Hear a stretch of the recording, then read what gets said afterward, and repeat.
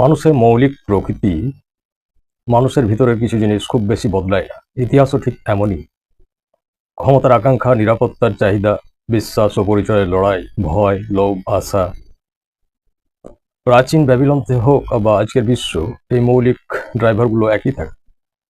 যেমন বোতল বদলায়, কাঠামো, প্রযুক্তি সেরকমই। বোতল বদলায় কিন্তু মদ বদলায় না, সে নেশা একই, এখনো তাই।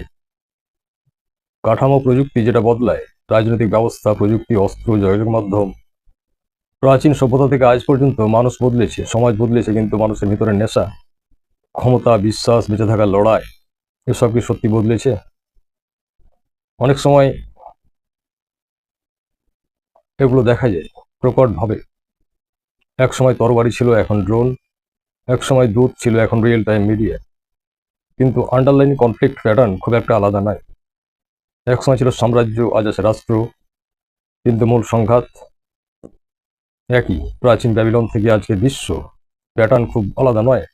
মানবতা আংশিক শিক্ষক মাত্র। সময় সবকিছু বদলায়, কিন্তু নিজের নিয়ম। আমরা ভাবি আমরা নিয়ন্ত্রণে, কিন্তু আমরা আসলে প্রবাহের অংশ। প্রত্যেকেই জীবনের পাঠ দিচ্ছেন। ইতিহাসের প্রতিটি ঘটনা এক ধরনের ফিডব্যাক লুপ। যুদ্ধ থেকে শিক্ষা, ভুল থেকে সংশোধন, সংকট থেকে নতুন কাঠামো। কিন্তু সমস্যা হলো মানবতা শেখে আবার ভুলে যায়। মহাকালের নিয়ন্ত্রণ, সবকিছু এক বৃহৎ নিয়মে চলছে, কারণ ফল সময়ের প্রবাহ। আর মানুষের সিদ্ধান্ত ও বাস্তবতা বদলায়। বাস্তবতা হলো দুটো একসাথে কাজ করে। মানুষ বদলায় না পুরোপুরি, শুধু তার প্রকাশের মাধ্যম বদলায়। আর সবকিছু বৃহত্তর সময়ের প্রবাহের অংশ।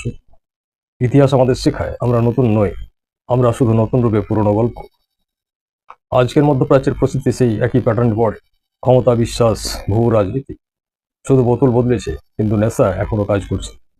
আপনার কি মনে হয়, মানুষ বদলেছে নাকি শুধু তার উপরের কাঠামোটাই? আজ এই পর্যন্ত, ধন্যবাদ।